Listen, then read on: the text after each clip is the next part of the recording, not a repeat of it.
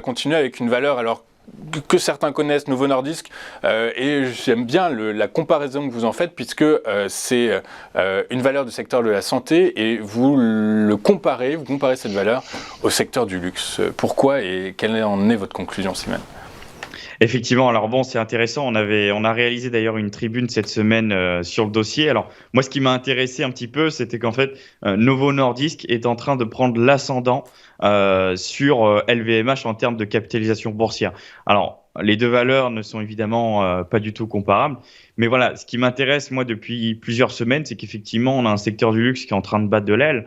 Alors pour quelles raisons? Parce qu'effectivement, on a des inquiétudes concernant l'économie chinoise. On a des données macro en Chine qui, comme vous le savez, sont très mauvaises, voire qu'on n'aurait même pas observé depuis 2008. Donc effectivement, bon, on a des choses pas très reluisantes là-dessus. Et comme vous le savez, on a un secteur du luxe qui est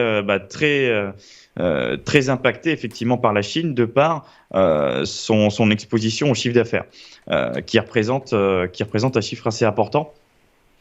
Donc effectivement, le secteur du luxe qui bat de l'aile.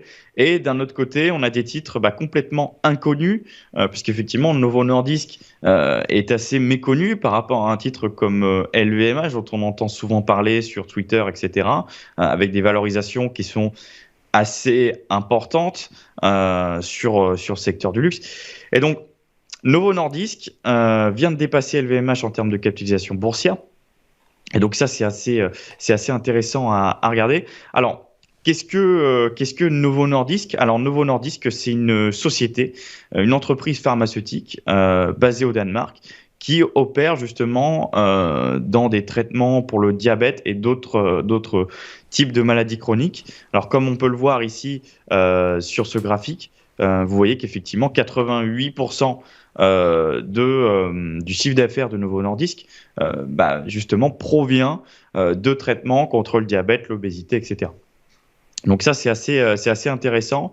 Et qui plus est, alors moi, j'ai regardé un petit peu les comptes de l'entreprise depuis ces dernières années. Je suis même remonté au-delà de 2008.